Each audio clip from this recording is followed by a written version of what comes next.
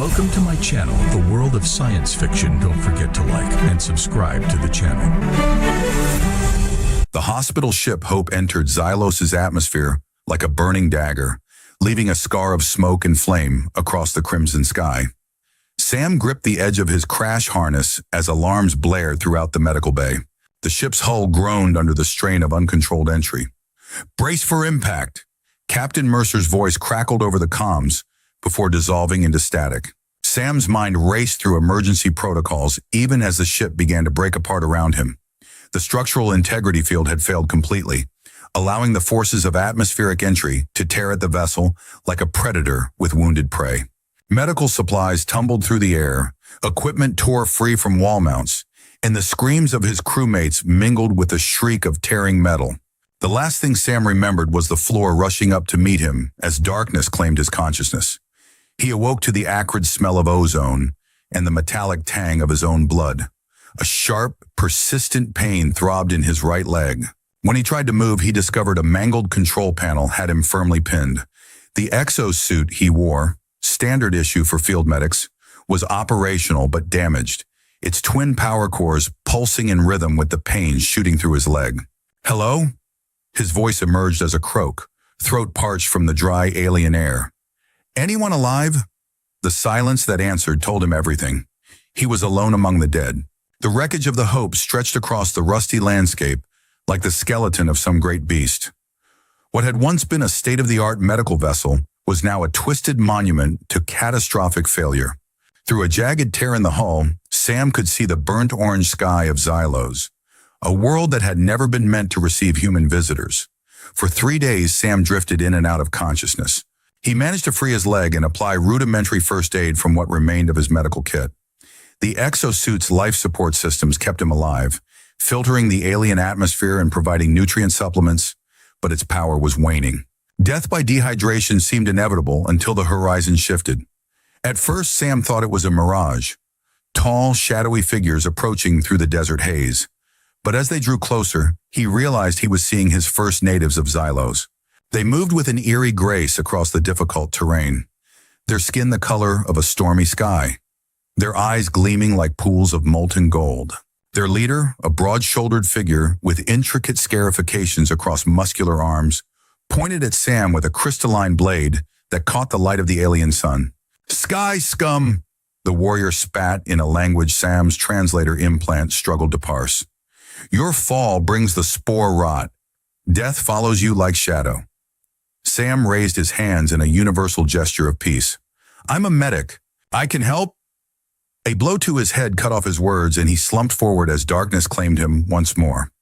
When Sam regained consciousness, he was being dragged across red sand. His wounded leg left a crooked trail behind him as the warriors of what he would later learn was the Blood Peak clan hauled him toward their settlement. The pain was excruciating, but his medical training had taught him to compartmentalize suffering. Instead of screaming, he observed, the settlement rose from the landscape like it had grown there. A series of structures carved directly into the red cliff face. Terraces connected by spiraling staircases ascended the cliff, while intricate irrigation channels directed precious water to gardens of alien flora. It might have been beautiful if not for the atmosphere of dread that hung over everything. As they dragged him through the settlement, Sam saw the evidence of disease everywhere. Clan members with hollow eyes and desiccated skin watched his procession with a mixture of fear and hatred. Children were conspicuously absent, hidden away from both the disease and the outsider who supposedly brought it. They brought him to an open space at the center of the settlement, a circular area marked with strange symbols etched into the stone. The crowd that gathered maintained a careful distance, their expressions hostile. "The sky scum will answer for the spore rot," announced the leader who had captured him. "The disease worsens with his arrival. This cannot be coincidence." A weathered elder with eyes clouded by age stepped forward. "The old ways demand blood for blood. Let it be done quickly." Sam struggled to rise to his knees, fighting through the pain. "I'm a healer. I might be able to help with your sickness if you just—" "Silence!" The elder's voice cracked like thunder. "We have tried all remedies. All have failed. The spore rot devours us from within, turning flesh to dust. What could an outsider know that we do not?" The crowd parted, and a new figure stepped into the ritual circle. Even in his compromised state, Sam couldn't help but notice her.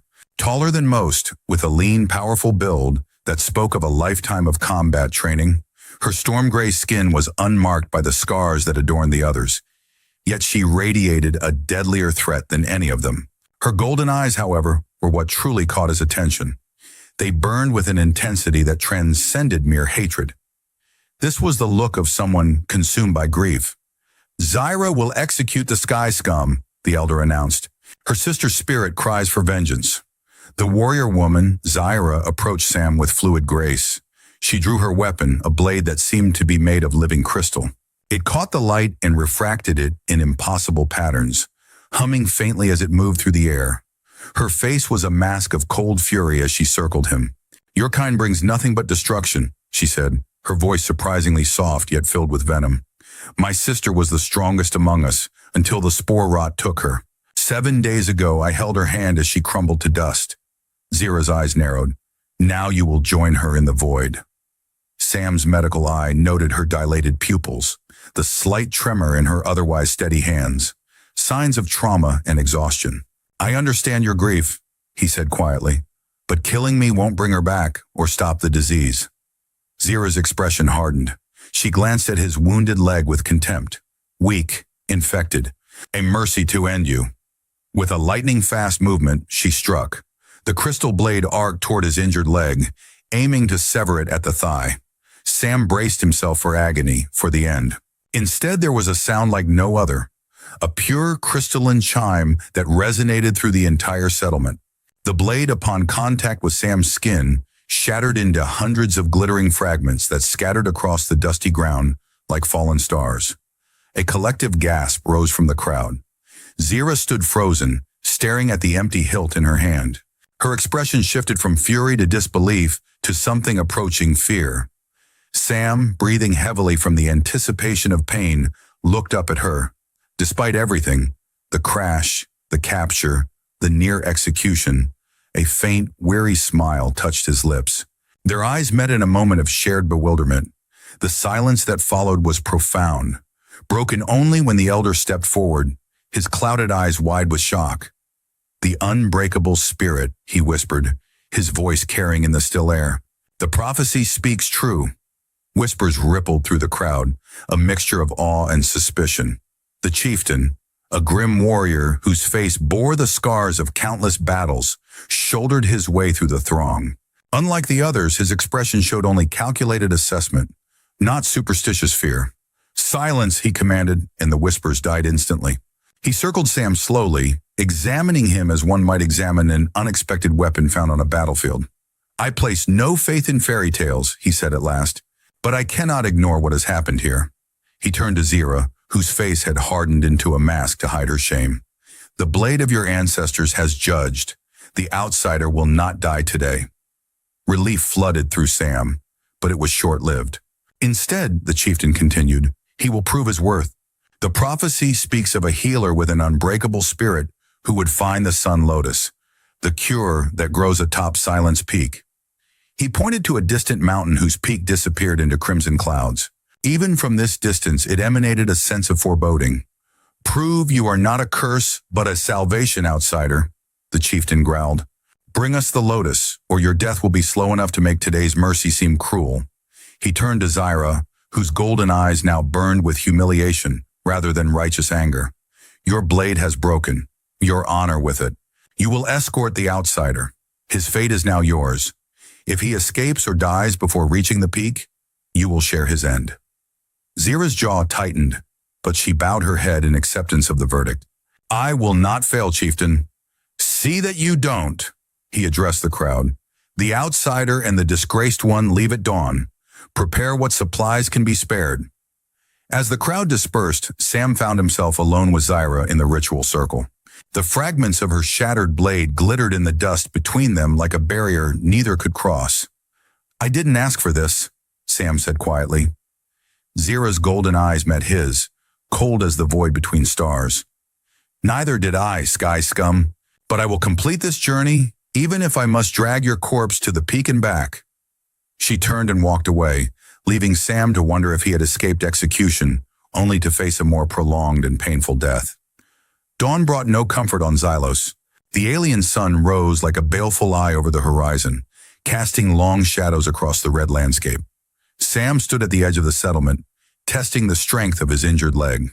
The clan's healers had applied some kind of poultice to it during the night. Not out of compassion, he suspected, but pragmatism. A completely lame outsider would only slow Zira's journey. Speaking of whom, the warrior approached with 2 packs slung over her shoulder. She wore lightweight armor of some material Sam couldn't identify, and a short spear was strapped to her back. She had bound her silver-white hair tightly against her scalp, revealing the sharp angles of her face. She tossed one of the packs at his feet. "Your supplies. Carry your own weight or be left behind." Sam checked the contents. Dried meat of questionable origin, a water skin, some kind of preserved fruit. Basic survival gear, but nothing that could be used as a weapon. They clearly didn't trust him that much. "I notice you don't have a new blade," he observed, lifting the pack. Zira's expression darkened. "I am not worthy of one? Not until I complete this task." She gestured to the spear. "This will suffice for what we face." "And what exactly will we face?" "Heat that will boil your thin blood. Predators that hunt by sound and movement. Terrain that has killed warriors far stronger than you." Her golden eyes narrowed. "And if we somehow reach the peak, the Guardian awaits. A beast that has killed every seeker of the Lotus for generations." Sam adjusted his exosuit, which had been partially repaired overnight. Its twin power cores pulsed steadily, though at reduced capacity. "You're not filling me with confidence here." "Confidence is a luxury for those with choices," Zira replied coldly. "We have none. Come, we waste daylight." Their journey began in hostile silence. Zira set a punishing pace across the rugged terrain, clearly hoping Sam's injury would force him to falter. The landscape of Xylos was beautiful in its harshness. Vast red deserts gave way to strange, twisted rock formations that seemed to defy gravity. Vegetation was sparse but alien, with crystalline structures that might have been plants capturing the sunlight. By midday, they reached a region known as the Fractured Lands, a maze of canyons, caves, and towering stone pillars carved by ancient floods. The air grew thicker here, carrying the scent of mineral deposits and something else, something alive and hungry. "We must pass through quickly," Zira warned, her eyes scanning the shadows between the rock formations. "This place hosts many predators." They had barely entered the first canyon when the ground began to vibrate beneath their feet. Dust and small stones danced across the path. "Quake?" Sam asked, bracing himself against the canyon wall. Zira's expression darkened. "Worse. Burrowers." The wall to their left exploded outward as a massive, segmented creature erupted from solid rock. Its cylindrical body, covered in overlapping plates of bone-white chitin, thrashed wildly as multiple eye stalks swiveled to locate them. Its circular maw opened to reveal concentric rings of teeth, rotating in opposite directions. "Run!" Zira commanded, already moving. They sprinted through the twisting canyon, the burrower in pursuit. Its massive body crushed everything in its path, widening the narrow passage as it came. Each impact with the canyon wall sent vibrations through the ground, loosening rocks from above. A second tremor, stronger than the first, shook the canyon. Ahead, the ground split open as another burrower, larger than the first, erupted directly in their path, cutting off their escape. "Back!" Sam yelled, but a glance behind confirmed the first creature was still coming. "We're trapped," Zira realized, spinning to assess their options. Her eyes darted to a narrow crevice in the canyon wall, too small for the burrowers, but just wide enough for them. "There!" They dove for the opening just as the 2 predators lunged. Inside the crevice, they found themselves in a network of narrow tunnels, a natural labyrinth within the canyon walls. "What are those things?" Sam gasped, trying to catch his breath. "Sand sharks," Zira answered, checking a gash on her arm where the second creature had nearly caught her. "They hunt by sensing vibrations through stone and sand, usually solitary, but during mating season—" She didn't need to finish the thought. A violent impact shook the tunnel, sending dust and pebbles raining down on them. The burrowers were attempting to collapse the labyrinth, to flush them out. "The tunnels won't hold for long," Zira said grimly. "We need a way out." Sam's mind raced, combining his medical knowledge with what he'd observed. "They hunt by vibration, right? And they're territorial." "Yes, fiercely so." Then maybe we can turn that against them. Sam began examining his damaged exosuit. If I can recalibrate the sonic emitters in my suit to mimic their territorial call. While Sam worked, the burrowers continued their assault. Cracks spread across the tunnel ceiling as dust filled the air. Zira gathered loose stones, binding them together with strips torn from her clothing to create improvised weapons. Almost done, Sam muttered, making the final adjustments. The exosuit's twin power cores flared as he rerouted energy to the sonic emitters. We'll only get one chance at this. When I activate it, the burrowers should turn on each other, at least temporarily. That's our window to escape. Zira nodded, her golden eyes reflecting a new respect for his ingenuity. Which way? Sam pointed to a tunnel that sloped upward. That one should lead us to higher ground. Burrowers prefer loose soil, right? Correct. Then solid rock is our best chance. The next impact was the strongest yet. A large section of ceiling collapsed nearby, nearly blocking their route. Now or never, Zira said. Sam activated the sonic emitter. It produced no sound audible to their ears, but the effect on the burrowers was immediate and dramatic. The assault on the tunnels stopped, replaced by sounds of thrashing and screeching as the creatures turned on each other, their territorial instincts overriding their hunger. Go, Sam urged. They scrambled through the remaining tunnel as the labyrinth collapsed behind them.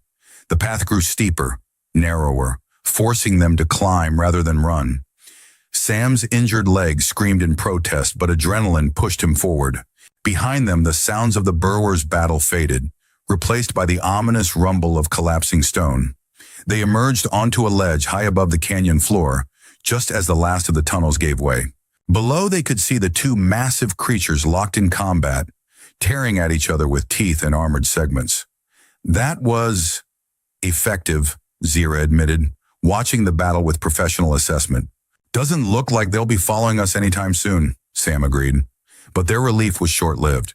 The vibrations from the collapse had awakened something else, something that had been waiting, patient, and hungry in the shadows of the upper canyons. A screech from above was their only warning. A winged predator descended like a living shadow, its leathery wings spanning at least 20 feet. It resembled a pterosaur from Earth's prehistoric past, but with 6 eyes arranged in a circle and a proboscis like a mosquito's instead of a beak. Sky Leech, Zira shouted, grabbing Sam and pulling him back from the ledge. It drinks blood through that feeding tube. One puncture can drain a warrior dry in minutes. The creature circled, its multiple eyes tracking their movements. The ledge offered little cover or room to maneuver. Below, the burrowers continued their battle, blocking any retreat downward. Options? Sam asked, scanning their surroundings. Zira pointed to a narrow bridge of stone that connected their ledge to another section of the canyon. That's our only path, but we'll be exposed while crossing. The Sky Leech screeched again, diving toward them. They flattened themselves against the canyon wall as the creature's proboscis struck the stone where Sam had been standing, leaving a crack in the solid rock. It's stronger than it looks, Sam observed grimly. They all are, Zira replied. The predators of Xylos evolved in a harsh world. Only the most lethal survived. The Sky Leech circled back for another attack. This time its trajectory would take it directly across the stone bridge, their escape route. We need a distraction, Zira said, hefting one of her improvised weapons. Sam's eyes fell on his medkit. I have a better idea. He quickly mixed 2 compounds from his supplies, a coagulant and a stimulant. Blood is what it wants? Let's give it blood. He soaked a bandage in the mixture, creating a powerful attractant that mimicked the scent and heat signature of fresh blood. As the Sky Leech began its next dive, he threw the bait over the ledge, away from their escape route. The predator veered sharply, following the scent. The momentary distraction was all they needed. They sprinted across the stone bridge as the Sky Leech realized its mistake and turned to pursue. It was too late. They reached the other side and dove into a narrow crack in the canyon wall, too small for the winged hunter to follow. The passage forced them to crawl on hands and knees through complete darkness. The air grew thick and stale, but gradually the tunnel widened until they could stand again. Light filtered in from somewhere ahead, guiding them forward. They emerged into a hidden valley nestled between canyon walls, a secret oasis where groundwater had collected, nurturing a variety of crystalline plant life unlike anything Sam had seen. At the center of the valley stood what appeared to be a structure, not natural, but clearly ancient and alien in design. "What is this place?" Sam breathed, taking in the unexpected sanctuary. Zira seemed equally surprised. "I do not know. The fractured lands are considered cursed. Few warriors venture this deep." They approached the structure cautiously. It was roughly pyramid-shaped, constructed from a material that resembled black glass, but was somehow both transparent and opaque depending on the angle of view. Its surface was etched with intricate patterns that seemed to shift and flow, as if alive. "This is technology," Sam realized, running his hand over the surface. "Advanced technology." At his touch, the structure responded. Lines of light traced the patterns on its surface, converging at the apex. A section of the wall shimmered and became transparent, revealing an interior chamber. "Should we enter?" Zira asked, her warrior's caution battling with obvious curiosity. "I think we're meant to," Sam replied. Inside, they found a single room dominated by a central pedestal. Atop it sat a metallic disc about 2 feet in diameter, covered in the same flowing patterns as the exterior. But what caught Sam's attention was the symbol prominently displayed at its center, a spiral with 3 distinct branches, glowing with inner light. "This is it," he whispered, approaching the pedestal. "This is what I've been theorizing about." "What is it?" Zira asked, her voice hushed in the presence of the ancient technology. "A terraforming node," Sam explained, examining the device without touching it. "Look at the crystals growing from its base." He pointed to crystalline formations identical to those they had seen throughout their journey, emerging from the pedestal like a garden of geometric shapes. "These aren't natural formations. They're engineered. Living technology designed to transform xylos." He circled the pedestal, noting how the patterns on the disc shifted in response to his movements. The 3-spiral symbol must represent the civilization that built it. Those who came before, as your people call them. "You believe they created the spore rot?" Zira's golden eyes reflected the shifting patterns of light. "Not intentionally. This was meant to make xylos habitable for them. The spore rot is what happens when the system malfunctions." Sam gestured to a section of the disc where the patterns appeared broken, fragmented. "See how the pattern is disrupted here? The system is corrupted." A display of light erupted from the disc, projecting images into the air above it. They watched in awe as the history of xylos unfolded before them. The arrival of an ancient species, the deployment of terraforming nodes across the planet, the gradual transformation of the harsh landscape into something more hospitable. Then came images of catastrophe, solar flares, massive storms, the death of the ancients, and the slow degradation of their terraforming network. "They died before completing their work," Sam murmured, "and left behind a system that's been slowly breaking down for millennia." The final image showed a mountain peak shrouded in mist, and atop it, a glowing flower, the sun lotus. "The failsafe," Sam realized. "They created it as an emergency reset for the system. That's why it grows at the highest point on the planet, to remain pure, untouched by the corruption below." Zira stared at the image, her face reflecting newfound understanding. "And the Guardian? What is its purpose?" "To protect the failsafe, to ensure only those with the right intentions can access it." Sam turned to her. "This changes everything. The spore rot isn't just a disease. It's a planetary system in crisis. The sun lotus isn't just a cure for your people. It could be the key to stabilizing the entire terraforming network." As if in response to his words, the disc ejected a small crystal, perfect in form, glowing with inner light. It hovered in the air before them, waiting. Sam looked to Zira, who nodded. He reached out and took the crystal. The moment he touched it, the light patterns throughout the structure pulsed once, then dimmed. The disc went dark, its message delivered. "We should take this with us," Sam said, carefully storing the crystal in his pack. "It might help us understand how to use the lotus effectively." They exited the structure to find the hidden valley transformed. The crystalline plants now glowed with renewed vigor, as if the ancient technology had awakened something in them. A path had opened in the far wall, leading upward toward the mountains. "Our way forward," Zira observed. Sam nodded. "And maybe a sign we're on the right track." They continued their journey with new purpose, the shared experience in the ancient structure having fundamentally changed their relationship. No longer captor and prisoner, they were now reluctant allies united by a common understanding. As they made camp that night at the edge of the fractured lands, Sam noticed Zira watching him with an unreadable expression. "What?" he asked. "You see things differently," she said. "Not as a warrior would." "Is that good or bad?" She considered the question carefully. "Different," she repeated, but this time there was no judgment in her voice. "The strongest warriors of my clan could not have survived what we face today. Yet you did, without a warrior's training." A hint of respect had entered her golden eyes. "Perhaps there are many kinds of strength." Sam smiled faintly. "That might be the nicest thing you've said to me." "Do not become accustomed to it," she replied, but there was the ghost of a smile on her lips. The next day, as they climbed higher into the mountains, Sam noticed Zira's pace slowing. Her normally fluid movements had become stiff, and a slight tremor had developed in her hands. When they stopped to rest in the shadow of a cliff, he saw that her skin had taken on a dull, ashen quality. "You're sick," he said, medical instincts overriding caution. "I am fine," she snapped, but her voice lacked its usual force.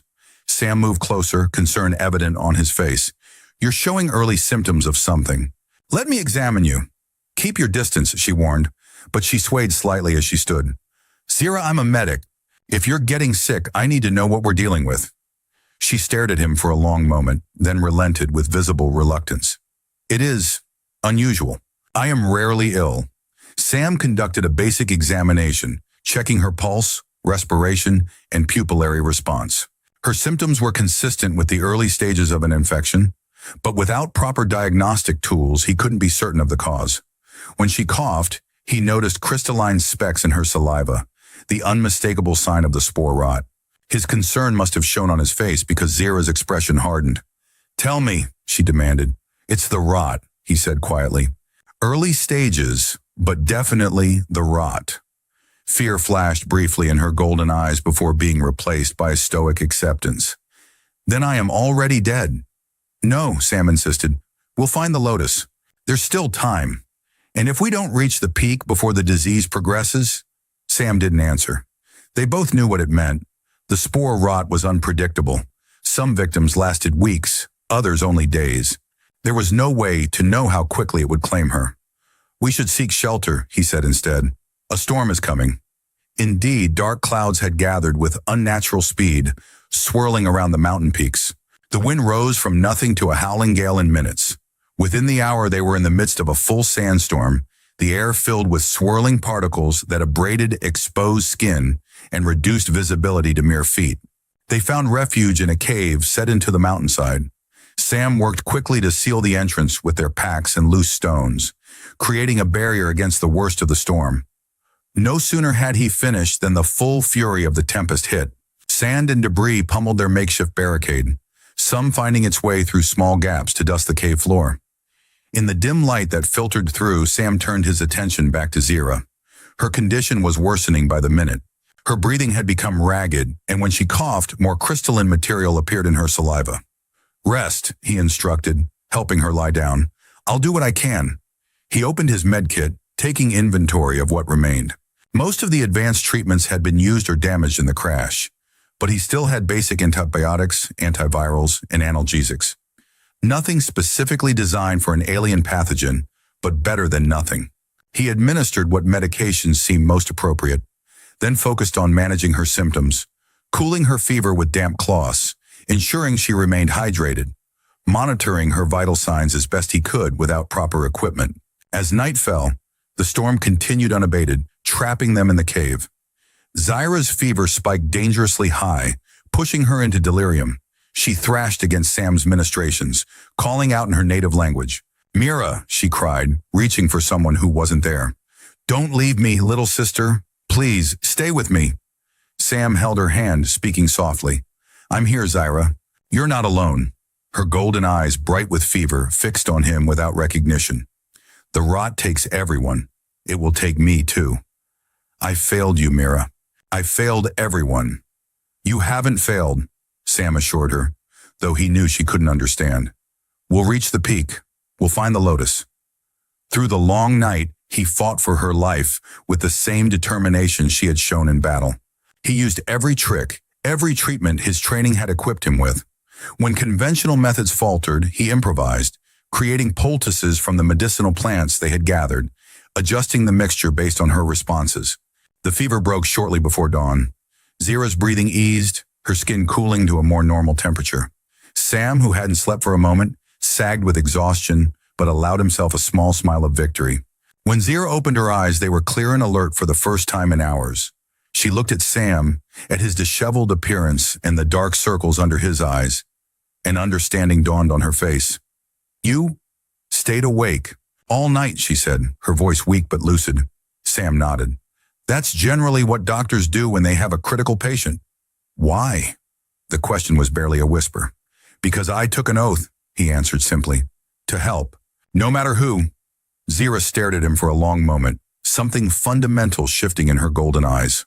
The hatred that had been her constant companion since they met seemed to drain away, leaving behind a complex mixture of confusion, gratitude, and something harder to define. "My sister," she said softly. "Mira. She was 20 seasons old when the rot took her. I watched her waste away, unable to help, unable to save her." Her voice cracked. "I was supposed to protect her. It is a warrior's duty to protect their clan. But against the rot, my strength meant nothing." Sam gently checked her pulse as she spoke. That kind of helplessness is the hardest thing to bear. Watching someone suffer and not being able to stop it. "You understand," she said, sounding surprised. "I lost my entire crew in the crash. People I was responsible for. Friends." He adjusted her makeshift pillow.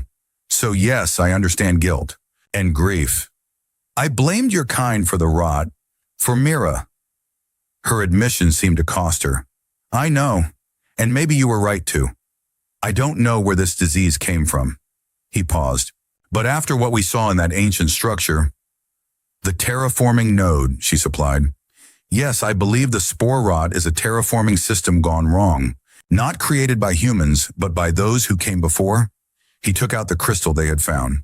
In the dim light of the cave, it glowed with its own inner radiance. "This might help us understand how to use the lotus not just as a cure, but as a reset for the entire system." Zira reached out to touch the crystal, her expression thoughtful. "The guardian of silence peak. Could it be part of this system too?" "I think so. A protector for the failsafe mechanism." Sam met her eyes. "Tell me more about it. What exactly are we facing?" Zira's expression grew solemn. "A beast unlike any other. Larger than 10 warriors standing on each other's shoulders. With wings that can create windstorms and claws that cut through stone. It guards the approach to the peak where the sun lotus grows." She met his eyes. "No one who has faced it has returned alive. That's not encouraging. It is not meant to be." A faint smile touched her lips. "But perhaps the blade was right about you, Sam. The unbreakable spirit. Perhaps that is what the Guardian has been waiting for all this time." It was the first time she had used his name. The sound of it in her voice created a strange warmth in his chest. The storm passed by midday, leaving behind a transformed landscape. Dunes had shifted, landmarks altered. But Silence Peak remained visible in the distance, its summit shrouded in perpetual mist. Zira insisted on continuing, despite Sam's medical objections. Her strength was returning, though the episode had left her weakened. The temporary truce brought about by her illness evolved into something approaching companionship as they resumed their journey. She began to share her knowledge willingly, showing Sam how to move across the loose sand without wasting energy, teaching him to recognize the signs of predators, explaining the complex social structure of her clan. In return, he told her about Earth, about the medical advances that had allowed humanity to reach the stars, about his own journey from a kid fascinated by alien biology to a field medic on the frontiers of human exploration. As they approached the base of Silence Peak, the landscape grew increasingly bizarre. Crystal formations jutted from the ground at impossible angles, glowing with faint internal light. Vegetation took on forms that defied conventional biology, plants that moved with apparent sentience, fungi that emitted musical tones when disturbed. "We enter the sacred realm," Zira explained, "the place most touched by those who came before." The path steepened dramatically, forcing them to climb rather than walk. Zira moved with the grace of someone born to the mountains, while Sam struggled with his still healing leg. But he refused to slow their pace. drawing on reserves of determination he hadn't known he possessed. As they ascended, the air grew thinner but also strangely invigorating. Sam noticed that his injured leg pained him less here, and wounds that had been slow to heal began closing at an accelerated rate.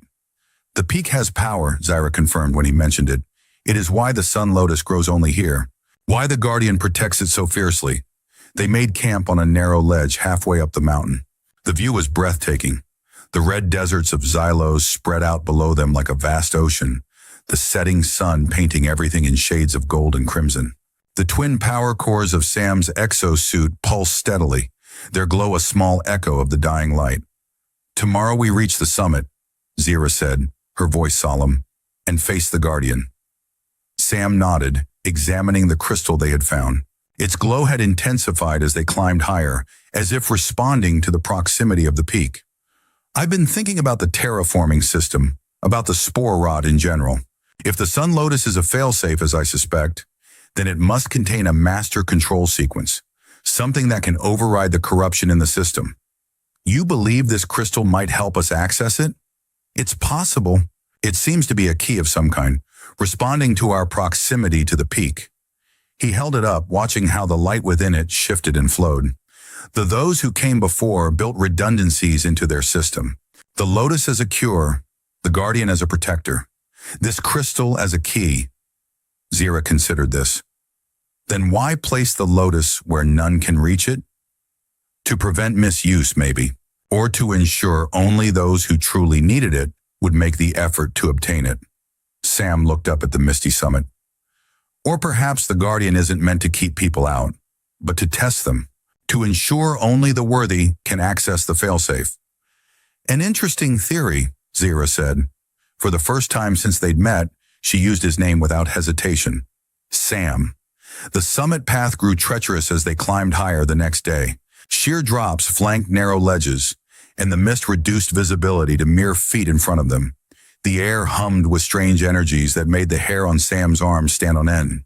"We're close," Zyra whispered, though there was no obvious need for silence. Something about the misty realm demanded quiet respect. They emerged onto a plateau near the peak. The mist thinned slightly, revealing a landscape unlike anything Sam had ever seen. The ground was covered in luminescent moss that pulsed in patterns like heartbeats. Crystal spires rose at irregular intervals, each one unique in form and color.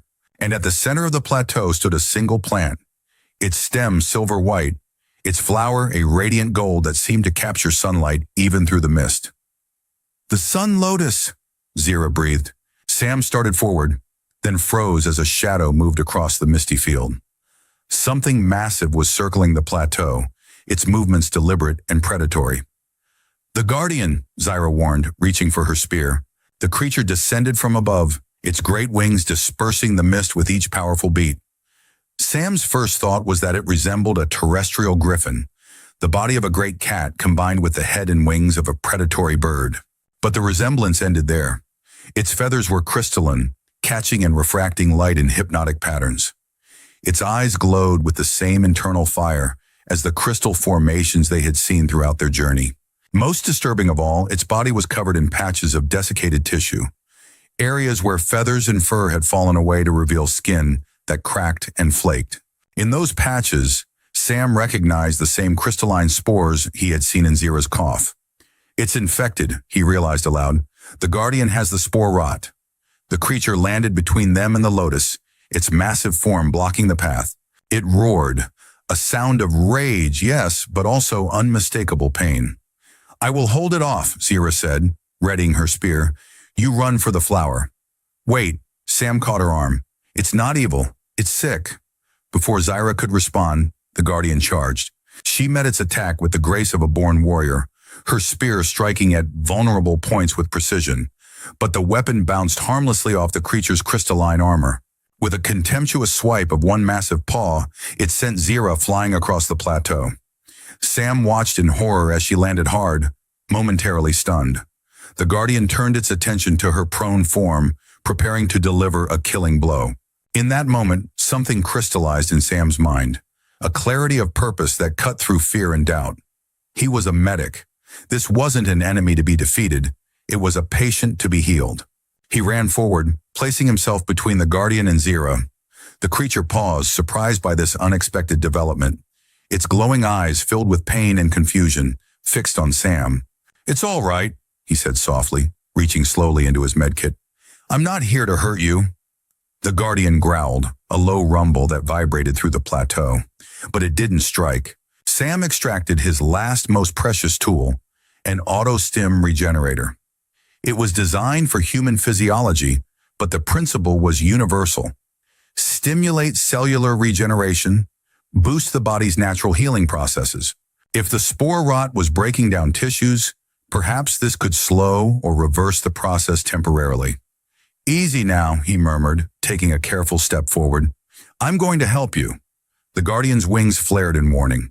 Behind it, the sun lotus pulsed with golden light, as if responding to the tension in the air. Zira had regained her feet and was circling to flank the creature.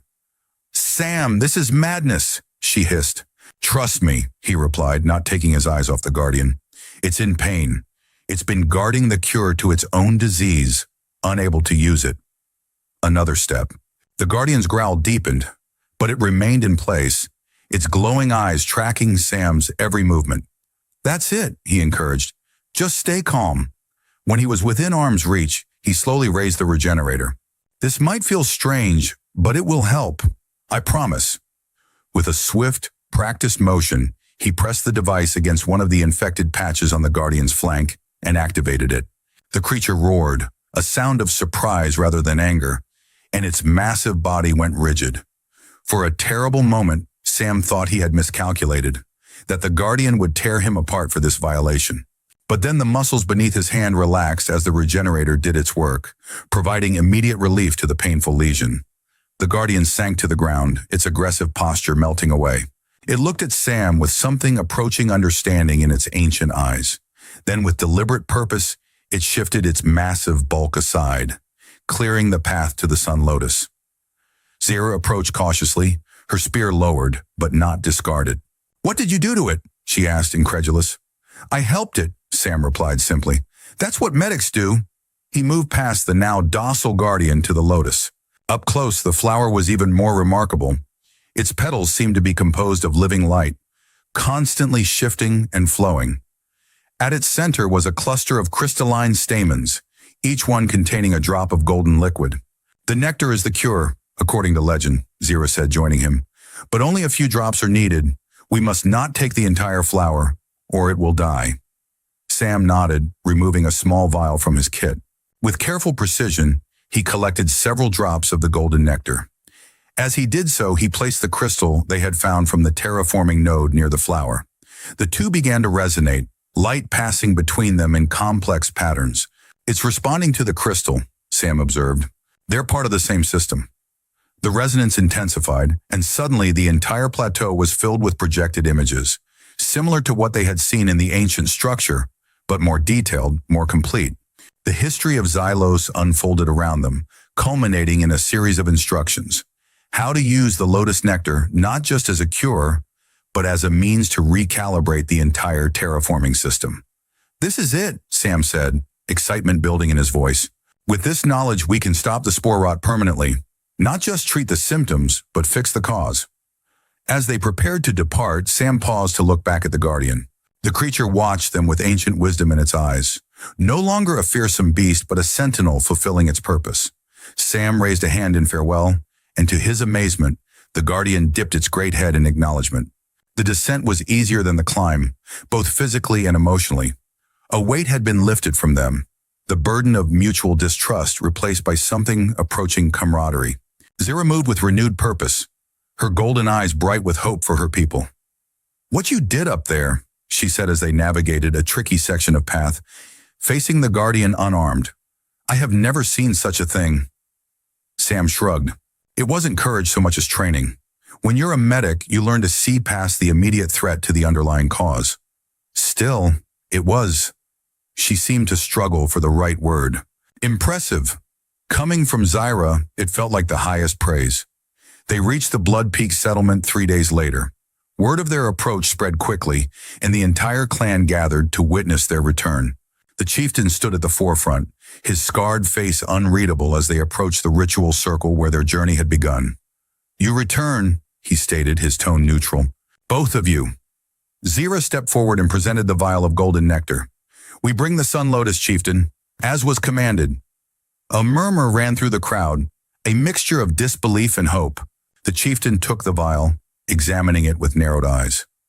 "How do we know this will cure the rot?" he demanded. Sam stepped forward. "The Sun Lotus is part of an ancient biological system," he explained, showing the crystal they had recovered. "It was designed as a countermeasure to the spore rot. I believe it will work, but we should administer it carefully, starting with the most severely afflicted." Before the chieftain could respond, a muscular warrior with intricate scarification patterns stepped forward. Kurth, the clan's battlemaster, whose scars told the story of 100 victories. "This outsider got lucky," Kurth snarled, his golden eyes burning with suspicion. "One broken blade, one journey to a peak our cowards feared to climb. This does not erase generations of wisdom." Murmurs of agreement rippled through part of the crowd. Kurth had many followers, especially among the older warriors. "The outsider's medicine works today," Kurth continued, pacing the circle like a predator. "But what of tomorrow? What if the rot returns stronger?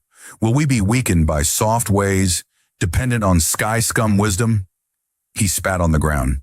"I say we take his knowledge, use it, then send him back to the stars where he belongs." Sira stepped forward, her golden eyes meeting Kurth's without flinching. "And what would you have done, Battlemaster? When your blade failed against the rot, when your strength meant nothing as our people turned to dust?" "I would have fought until the end," Kurth roared. "As would I," Zira replied calmly. "But to fight effectively, one must understand the enemy." She gestured to Sam. "He has given us new weapons, knowledge of the disease, of its origins." She held up the crystal for all to see. Its glow had intensified in proximity to the settlement, responding to the terraforming nodes buried beneath. "This device, left by those who came before, is the true source of our suffering.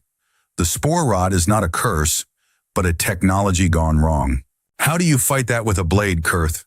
Kurth sneered. "Pretty words, but I know your shame, Zira of the Broken Blade. You were our finest warrior once. Now you stand beside the sky scum, speaking of peace and healing." He drew his weapon, a wicked curved blade that gleamed in the sunlight. "I challenge you. Prove your new path has not made you weak." The crowd tensed. Such a challenge could not be refused without dishonor. Zira looked at the blade in Kurth's hand, then at Sam. A silent understanding passed between them. "I accept your challenge, Battlemaster," she said, "but I choose the terms. Not a duel to the death, but a contest of true strength." Kurth laughed. "What trickery is this?" "No tricks. 3 trials, one of combat, one of endurance, and one of healing. The victor earns the right to choose the clan's path forward." The chieftain nodded slowly. "It is permitted. The challenge will show us which way holds true strength." Kurth's eyes narrowed, but he could not refuse without losing face. "So be it. We begin now." The first trial was combat, fought with wooden staffs rather than blades to first blood rather than death. Kurth was stronger, but Zira was faster. She had learned from Sam how to observe patterns, how to predict an opponent's movements by watching their eyes, their breathing, the subtle shifts in weight. When Kurth overextended on a powerful strike, she sidestepped and delivered a precise blow that split his eyebrow, drawing first blood.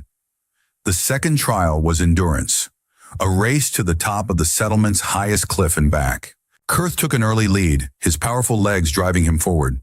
But Zira paced herself, remembering Sam's lessons about conserving energy, about working with pain rather than against it. On the descent, when Kurth's muscles began to burn with fatigue, she passed him, finishing several strides ahead. The final trial silenced the crowd. A young hunter was brought forward, his arm badly mangled by a predator's bite. Infection had set in, the wound festering. "Save him," the chieftain commanded, "each in your own way." Kurth stepped forward confidently, drawing a ceremonial knife. "The arm must be removed to save the body," he declared. "It is our way." But Zira looked to Sam, who had been teaching her basic medical techniques.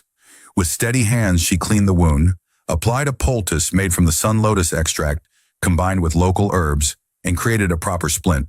All the while she explained what she was doing. Not just treating, but teaching. The true strength of a warrior, she said as she worked, is not in how many limbs they remove, but in how many they preserve. When she finished, the hunter's fever had already begun to subside. The contrast with Kurth's brutal solution was stark. The chieftain stepped into the circle, his scarred face solemn. Zyra has prevailed. 2 victories and a demonstration of wisdom that cannot be denied. He turned to Kurth. Would you dispute this judgment, Battlemaster? Kurth's face was a mask of conflicting emotions, anger, pride, and beneath it all, a reluctant recognition of truth. He sheathed his blade slowly. I do not dispute it, he said finally, but I will watch, and if this new path leads to weakness, I will be waiting. As you should, Zyra replied with respect. A clan needs its guardians as well as its healers. She turned to address the entire clan. I have learned there is strength in healing as well as in fighting. The outsider, Sam, has shown us that true power lies not in destroying, but in understanding. I propose a new path for our clan, one that honors both the warrior's courage and the healer's wisdom. The chieftain considered her words, then turned to Sam. And you, outsider? What would you have us do? Sam took a moment to gather his thoughts.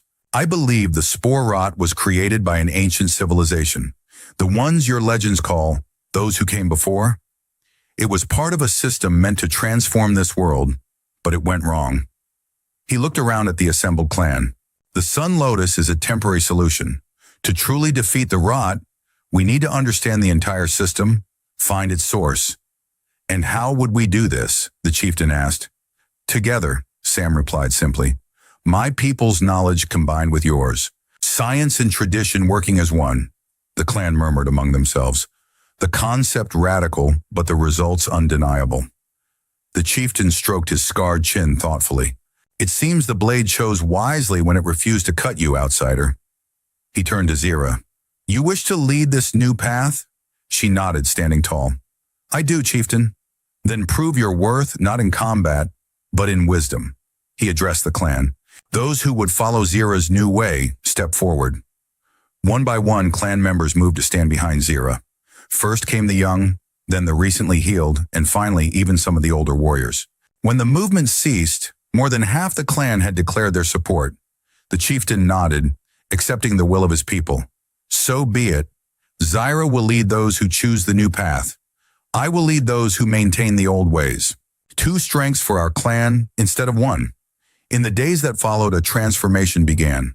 Under Zyra's leadership, a new community took shape. The ritual circle where Sam had nearly been executed was repurposed as a garden, planted with seeds from both the crashed hope and cuttings from the Sun Lotus. Sam's damaged communicator was finally repaired enough to send a basic distress signal. Rescue would come eventually, but he found himself in no hurry to leave. There was work to be done here, a mystery to solve, a disease to truly understand and defeat, a new relationship between 2 very different peoples to forge. One evening, as the alien sun set behind the distant peaks, Zyra found Sam at the edge of the settlement, looking up at the stars. Your people will come for you soon, she said, joining him. Yes, he agreed. But that doesn't have to be the end. She studied his profile in the fading light. What would it be then? A beginning, an alliance between your clan and mine, a chance to solve the mystery of the spore rot together. He turned to face her. Unless you're eager to see the last of me? A smile touched her lips. Number, I find I have grown, accustomed to your presence. High praise indeed, he teased. Zyra's expression grew serious. The clan's masters have forged a new blade for me. She showed him a sheathed weapon at her hip. Would you like to see it? Sam nodded, curious. Zyra drew the blade with ceremonial slowness. Unlike her previous weapon, this one was smaller, more precisely crafted. Engraved on its crystalline surface was a symbol, 2 serpents entwined around a staff. I recognize the symbol in your medical kit, she explained. The masters asked what mark should adorn my new blade. I chose this one, the caduceus, Sam said softly, symbol of healing and medicine on my world. On mine, it now represents a new oath. Her golden eyes met his, one that honors both the warrior's courage and the healer's compassion. Sam understood the significance of what she was offering, not just a personal connection, but a bridge between their peoples, their philosophies, their ways of life. "You taught us that the strongest oath is the one to protect life," she said. He took her hand, feeling the calluses of a warrior and the growing dexterity of a healer. "And you taught me that sometimes, for the sake of that oath, you have to be ready to fight." The last light of day caught the crystalline blade, sending fragments of color dancing across the red earth of Xylos. Where the ritual circle once stood, a garden now grew, young plants reaching toward the alien sky, a symbol of a new beginning. The power to heal, it turned out, was the greatest warrior's strength.